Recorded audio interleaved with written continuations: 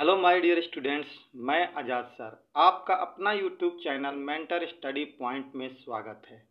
जैसा कि आप जानते हैं कि मैं आप लोगों को आपके अपने चैनल मेंटर स्टडी पॉइंट के माध्यम से आधुनिक भारत का क्लास दे रहा हूं। इस आधुनिक भारत में अभी तक हम लोगों ने 4 चैप्टर को पढ़ लिया है और 5वां चैप्टर जो है हम लोग पढ़ रहे हैं, जिसका नाम है भारत में ब्रिटिश राज का आर्थिक प्रभाव। और दोस्तों, इस ब्रिटिश राज के आर्थिक प्रभाव के अंतर्गत हम लोगों ने कल एक पहला टॉपिक पढ़ने का प्रयास किया था, जिसका नाम था भारत में उपनिवेशवाद का चरण। और इस उपनिवेशवाद के चरण के अंतर्गत हम लोगों ने ये देखने का प्रयास किया कि कैसे 3 चरणों में भारत में अंग्रेजों ने अपनी सत्ता को स्थापित करने में सफलता प्राप्त की। उसके बाद दोस्तों, आज हम आप लोगों को बताने जा रहे हैं भू राजस्व व्यवस्था के बारे में, जो उनके दूसरा हेडिंग था। भू राजस्व व्यवस्था एक ऐसी व्यवस्था थी जिसके तहत वो भारत से ज़्यादा लगान वसूल करने का प्रयास कर रहे थे और अपने मकसद को प्राप्त करने की कोशिश कर रहे थे। ठीक है दोस्तों, तो एक चीज़ मैं आपको याद दिला दूं कि अगर अभी तक आप लोगों ने चैनल को सब्सक्राइब नहीं किया है तो प्लीज़ दोस्तों रिक्वेस्ट है आपसे कि चैनल को सब्सक्राइब कर दीजिए और अपने दोस्तों के बीच में ज़्यादा से ज़्यादा इसे शेयर करने का प्रयास कीजिए। चलिए दोस्तों, आज हम लोग बात करते हैं भू राजस्व व्यवस्था की। जैसा कि मैंने आप लोगों को कल पढ़ाया था उपनिवेशवाद के चरण में, और पहले चरण की जब हम बात कर रहे थे उपनिवेशवाद का, जिसे वाणिज्यिक पूंजीवाद की संज्ञा दी गई थी, थोड़ा कंसेप्ट समझिएगा। उसमें हमने कहा था कि पहले चरण का मूल 2 उद्देश्य था। पहला, भारत के साथ व्यापार पर एकाधिकार कायम करना, यानी भारत के साथ जो व्यापार है उस व्यापार पर केवल ईस्ट इंडिया कंपनी का अधिकार हो, बाकी जो अन्य कंपनियां थी उनको यहाँ से निकालने के प्रयास वो लोग कर रहे थे, जैसे भी हो, युद्ध का माध्यम हो, चाहे जो भी तरीका हो। और दूसरा उनका उद्देश्य था कि भारत की सत्ता पर अपना नियंत्रण स्थापित करना और राजस्व पर एकाधिकार स्थापित करना या प्राप्त करना। ये 2 उनका उद्देश्य था। और ये पहला उद्देश्य में तो धीरे धीरे सफल हो ही रहे थे, भी चल ही रहे थे, लेकिन दूसरा उद्देश्य की प्राप्ति उन्हें तब दिखाई दी जब वह बंगाल और पलासी के युद्ध और बक्सर के युद्ध में विजय प्राप्त कर लिया। कहा जाता है कि पलासी के युद्ध ने अंग्रेजों का वो रास्ता दे दिया, वो जगह दे दिया जहां पे उन्होंने अपना पैर रखना शुरू कर दिया, और बक्सर के युद्ध ने उसे परिणति दे दी, यानी उसे आगे बढ़ने का रास्ता खोल दिया। तो पलासी और बक्सर के युद्ध के बाद अंग्रेज भारत के राजस्व व्यवस्था पर अपना नियंत्रण स्थापित करने का प्रयास करने लगते हैं। इसकी चर्चा हम लोग आगे करेंगे और समझने का प्रयास करते हैं। इसके लिए दोस्तों अंग्रेज क्या करते हैं, 3 तरह की व्यवस्था को अपनाने का प्रयास करते हैं, जिसे एक को हम लोग अस्थाई बंदोबस्त, दूसरे को रैयतवाड़ी व्यवस्था और तीसरे को महलवाड़ी व्यवस्था के नाम से जानते हैं। इन्हीं 3 भू राजस्व व्यवस्थाओं के माध्यम से या बंदोबस्तों के माध्यम से भारत से अंग्रेज क्या करते हैं, ज़्यादा से ज़्यादा लगान वसूल करके, यानी कर वसूल करके यहाँ से भारत से बाहर ले जाने का प्रयास करते हैं और अपने मकसद को पूरा करने में सफल भी हो जाते हैं। तो दोस्तों, आज हम लोग इसकी चर्चा कर रहे हैं, जिसके बारे में मैंने थोड़ा सा आपको इंट्रोडक्शन बताया। और एक चीज़ बता दूं कि कंपटीशन के एग्जाम में दोस्तों सबसे ज़्यादा अगर आर्थिक प्रभाव से कहीं से क्वेश्चन पूछे जाते हैं तो यही वो टॉपिक है भू राजस्व व्यवस्था, जहां से सबसे ज़्यादा क्वेश्चन पूछे जाते हैं। इसलिए मेरा आपसे रिक्वेस्ट होगा कि आप जब भी वीडियो इसको देखना शुरू करें, बिल्कुल ध्यान से इसे समझने का प्रयास करिए कि हमने आपको कैसे समझाने का प्रयास किया और कहाँ कहाँ से क्वेश्चन इसमें बनते हैं, जो क्वेश्चन अक्सर पूछे जाते हैं। ठीक है दोस्तों, तो चलिए हम लोग बात करते हैं, शुरुआत करते हैं। 3 व्यवस्था हमें पढ़ना है इसमें। इस 3 व्यवस्था के अंतर्गत हम सबसे पहले थोड़ा परिचय की बात करते हैं। कहा जाता है कि 1757 में पलासी के युद्ध की सफलता के बाद कंपनी को बंगाल के नवाब मीर जाफर से 24 परगना की जमींदारी प्राप्त हुई। ये चीज़ मैंने आपको पहले भी बता दिया है। जब पलासी के युद्ध की बात हो रही थी तभी रॉबर्ट क्लाइव ने क्या कहा था, मीर जाफर से एक समझौता किया था कि अगर पलासी के युद्ध में आप मुझे साथ दे दोगे तो मैं तुझे बंगाल का नवाब बना दूंगा और आप मुझे क्या करोगे, 2 काम करने के लिए अधिकार दे दोगे। एक तो आप 24 परगना का जमींदारी मुझे दे दोगे और दूसरा दस्तक के प्रयोग करने का इजाज़त दे दोगे। ये दोस्तों हमने बंगाल विजय में भी आपको समझाया था। इसलिए मैंने कहा है कि सारे टॉपिक को एक दूसरे से जोड़ कर रखने का प्रयास कीजिए कि ताकि आपको इतिहास समझने में आसान हो, रटने का कभी प्रयास ना करें। ठीक है दोस्तों, तो पलासी के बाद से उन्हें वो चीज़ें मिल गई, पहली जमींदारी मिली। उसके बाद कह रहा है कि 1760 ईस्वी में कंपनी को बंगाल के नवाब मीर कासिम से बर्दमान मिदनापुर और चटगांव के क्षेत्रों से भू राजस्व वसूलने का अधिकार मिल गया। यानी धीरे धीरे वो अपने मकसद की तरफ आगे बढ़ रहे थे। तो पहले तो 24 परगना को मिला, वही बंगाल जिस पे वो नजरें गड़ा करके रखे हुए थे। बाद में वर्धमान, मिदनापुर और चटगांव से उन्हें भू राजस्व वसूलने का अधिकार मिल गया। उसके बाद दोस्तों होता है 1764 में बक्सर का युद्ध।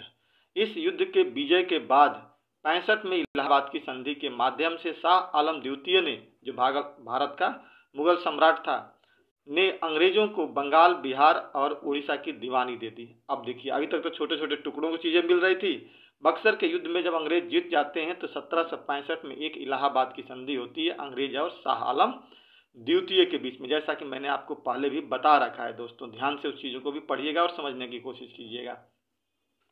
और इलाहाबाद की संधि जो होती है, पहली इलाहाबाद की संधि, उसके माध्यम से शाह आलम द्वितीय क्या करता है कि बंगाल, बिहार और उड़ीसा की दीवानी वसूलने का अधिकार अंग्रेजों को देता है। उसके बदले में अंग्रेज इसे 1 लाख रुपया पर ईयर की सालाना देने का बात करते हैं।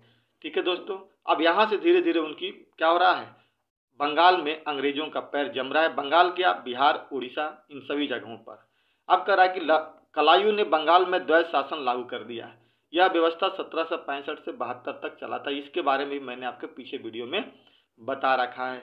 इसी बीच मोहम्मद रजा खां को बंगाल का नवाब, नायब दीवान नियुक्त किया गया और ज़्यादा से ज़्यादा लगान वसूलने का प्रयत्न किया गया। क्योंकि देखिए, अब एक बात समझिएगा यहाँ पे कि बंगाल, बिहार, उड़ीसा की दीवानी तो वसूलने का अधिकार इन्हें मिल गया, लेकिन क्या ये इन क्षेत्रों के बारे में वाकिफ थे? इन क्षेत्रों से इन्हें जानकारी थी? नहीं थी। तो इन लोगों ने क्या किया कि यहीं के व्यक्ति को यह अधिकार दिया कि आप टैक्स वसूलिए, मैं आपको किराया दूंगा, मैं आपको पैसा दूंगा और टैक्स वसूल करके मुझे दीजिए। लेकिन टैक्स वसूलने का जो रणनीति थी वो ज़्यादा से ज़्यादा टैक्स वसूलना थी। और उसके लिए बंगाल में किसको नियुक्त किया गया इन्होंने? मोहम्मद रजा खां। ये कई बार क्वेश्चन प्री में पूछा गया है।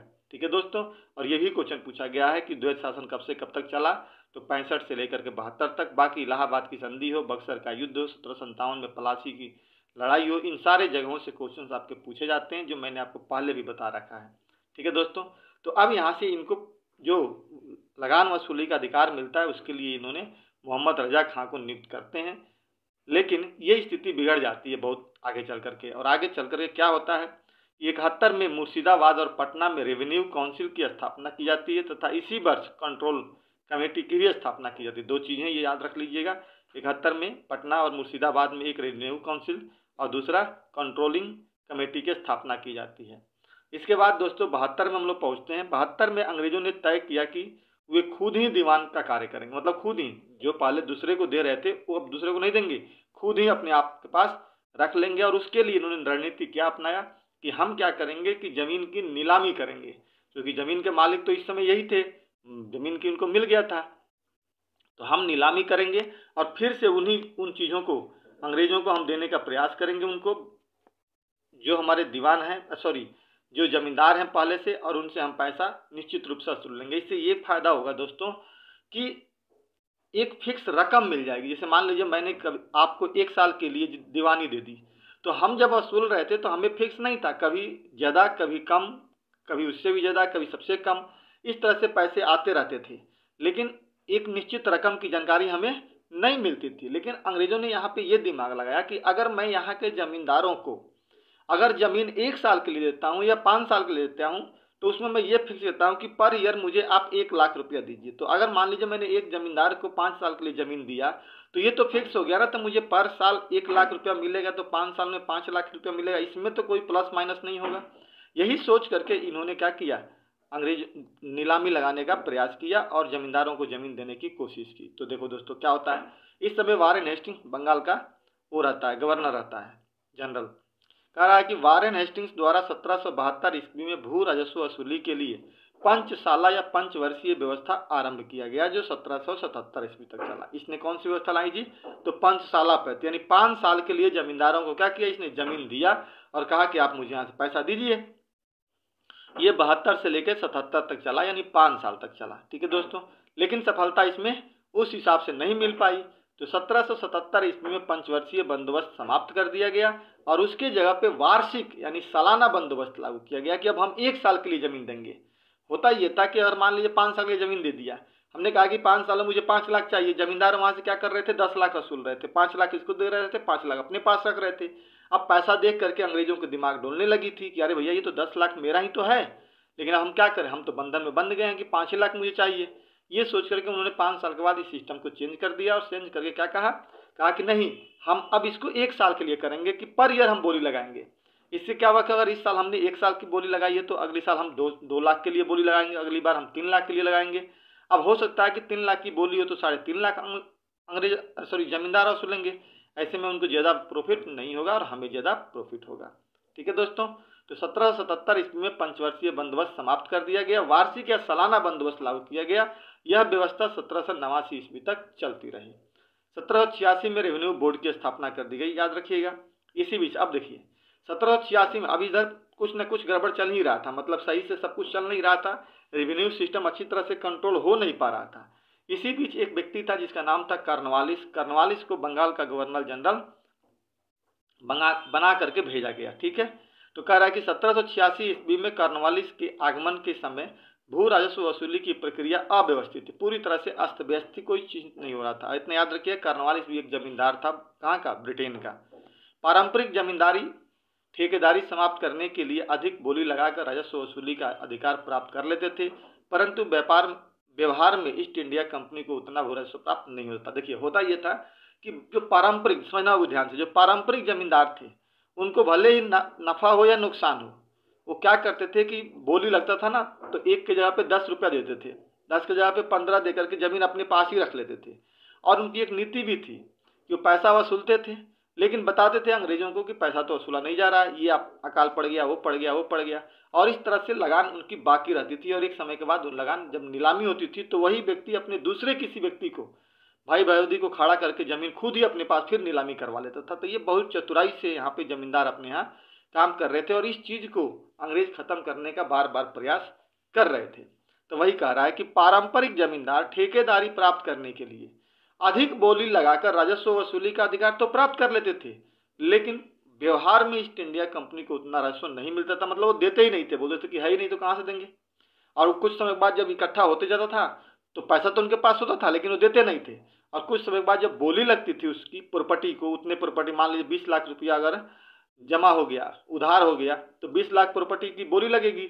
और जब बोली लगती थी तो वही व्यक्ति क्या करता था कि अपने जगह पे, वो तो बोली नहीं लगाएगा, दूसरे अपने खास व्यक्ति को खड़ा कराता था और उससे बोली लगवा करके फिर जमीन अपने पास ही रख लेता था। इस तरह से जो पारंपरिक जमींदार थे अपना काम कर रहे थे, इसको अंग्रेज खत्म करना चाह रहे थे। कह रहे कि परिणाम स्वरूप कंपनी का लगान बाकी रह जाता था और मिलता भी नहीं था। भू राजस्व वसूली की व्यवस्था में सुधार के लिए कॉर्नवालिस ने 1790 ईस्वी में व्यक्तिगत संपत्ति की अवधारणा पर आधारित 10 वर्षीय व्यवस्था को लागू किया, जिसे 1793 में अस्थायी बना दिया गया। अब देखिए, अब यहाँ पर ये क्या करता है कि 10 वर्षीय व्यवस्था को लागू करता है, जिसे हम लोग 10 साला पद्धति कहते हैं, और कहा कि अगर ये व्यवस्था सही रहा तो आगे चल करके इसको हम परमानेंट कर देंगे। और वही होता भी है, 3 ही साल बाद क्या होता है, परमानेंट कर दिया जाता है।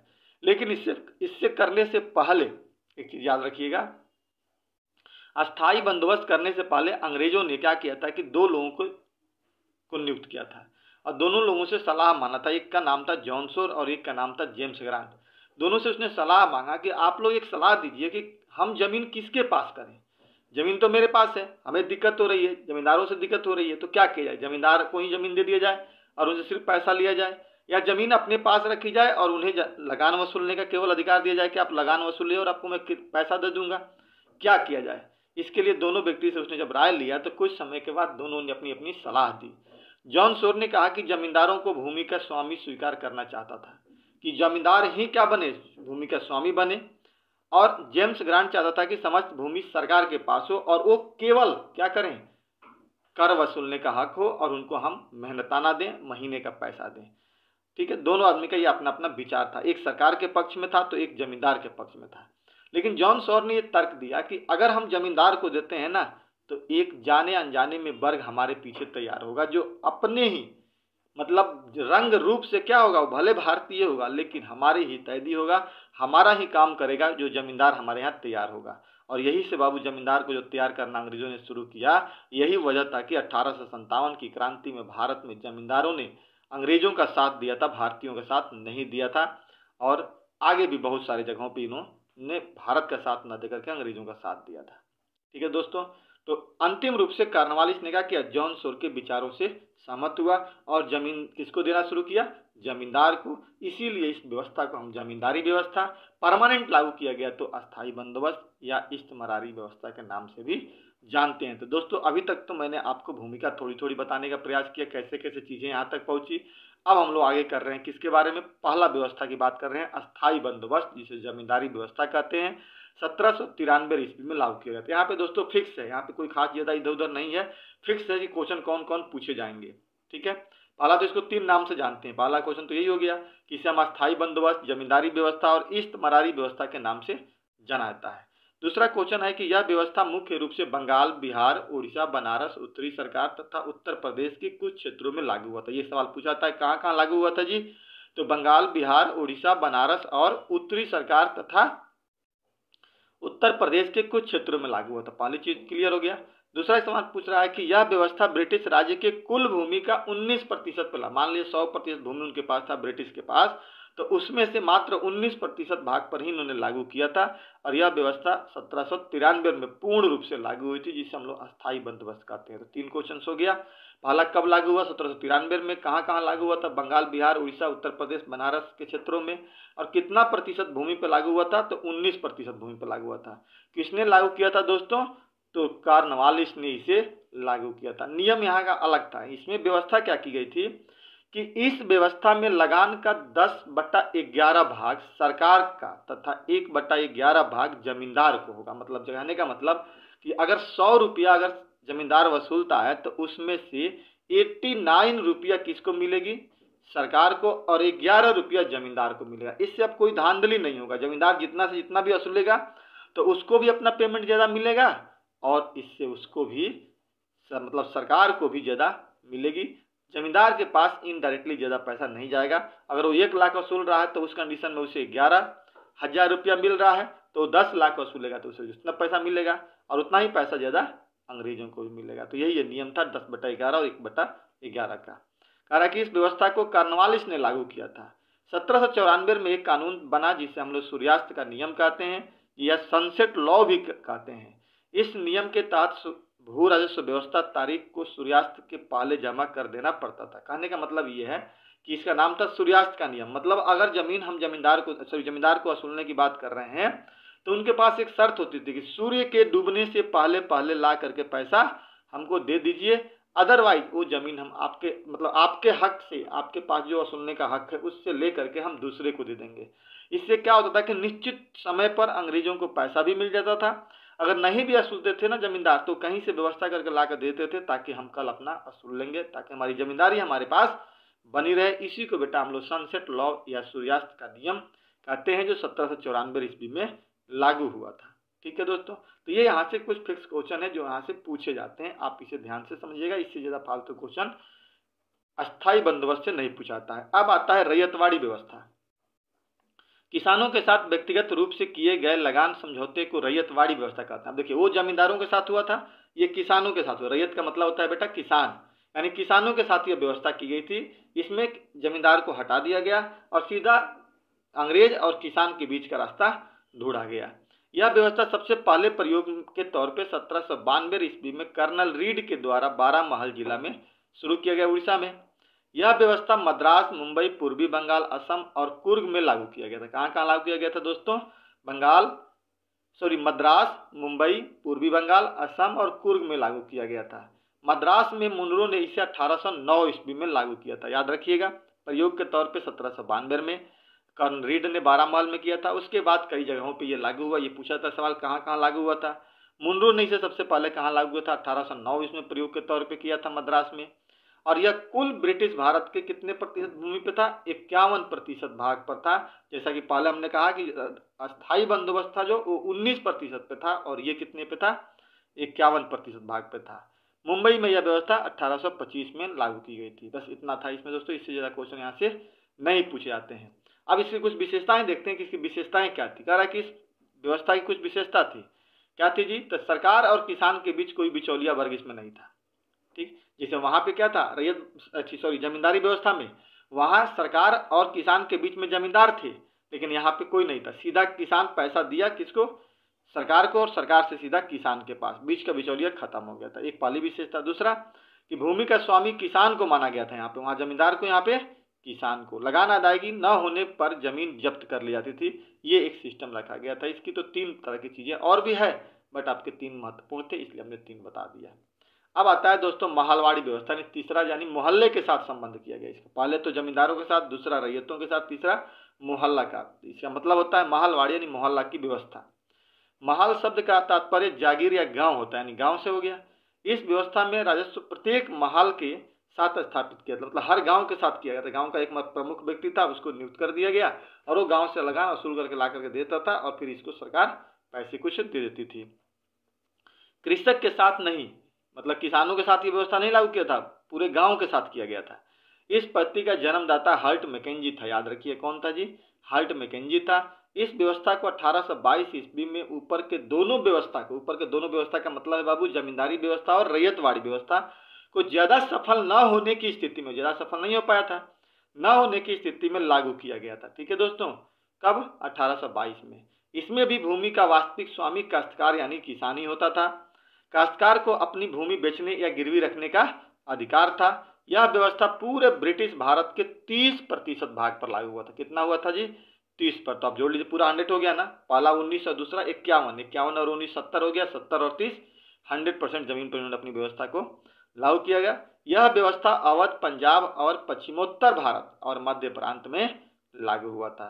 कहाँ कहाँ लागू हुआ था दोस्तों? अवध, पंजाब और पश्चिमोत्तर भारत यानी मध्य प्रांत में भी लागू हुआ था, जैसा कि हमने आपको बताया था कि इन जगहों पे लागू हुआ। तो क्वेश्चन यहाँ से क्या बन गया? कब लागू हुआ? ठीक है दोस्तों, कितना प्रतिशत भूमि पर लागू हुआ और कहाँ कहाँ लागू हुआ। इस प्रकार कह रहा है कि एक नोट में पढ़ लीजिए। इस व्यवस्था में पहली बार लगान तय करने के लिए मानचित्र और पंजीकरण का प्रयोग किया गया था। याद रखिएगा, तो पूछा जाए कि किस व्यवस्था के तहत पहली बार लगान वसूलने के लिए मानचित्र का प्रयोग किया गया था, तो महलवाड़ी व्यवस्था के तहत मानचित्र का प्रयोग किया गया था। ठीक है दोस्तों, तो इस प्रकार दोस्तों ये था आपका भू राजस्व व्यवस्था, जिसके तहत हम लोग 3 व्यवस्था को समझने का प्रयास किया हम लोगों ने। पहला अस्थायी बंदोबस्त या जमींदारी व्यवस्था उसे कहते हैं, दूसरा रैयतवाड़ी व्यवस्था और तीसरा महलवाड़ी व्यवस्था। इसमें याद रखिएगा कि कब कब लागू हुआ, कितना कितना प्रतिशत पर यह लागू हुआ था और किस किस एरिया में लागू हुआ था और कौन व्यक्ति लागू करने वाला था। ये 4 तरह के यहाँ से क्वेश्चन आते हैं। अगर आप इसे ध्यान से पढ़ करके समझ लेते हैं तो आपके बाबू यहाँ से 1 या 2 क्वेश्चन जो आते हैं वो फिक्स हो जाता है, बिल्कुल 100% सही हो जाता है, आपको कभी गलती करने का मौका नहीं मिलता है। ठीक है दोस्तों, तो आज हम लोग इस वीडियो को यहीं पे एंड करते हैं। एंड करने से पहले मैं आपसे एक रिक्वेस्ट फिर से कर रहा हूं कि अगर दोस्तों आपने अभी तक चैनल को सब्सक्राइब नहीं किया है तो प्लीज़ मेरे चैनल को या अपने चैनल को इसे सब्सक्राइब कर दीजिए, क्योंकि आप ही लोगों के सहयोग से ये चैनल आगे बढ़ रहा है और मैं फिर से अपनी मेहनत पूरी करके आप लोगों को अपनी सफलता तक पहुंचाने में योगदान देने का प्रयास कर रहा हूं। तो प्लीज़ आप इसे लाइक कीजिए और अपने दोस्तों के बीच ज़्यादा से ज़्यादा शेयर करने का प्रयास कीजिए। जय हिंद, जय भारत।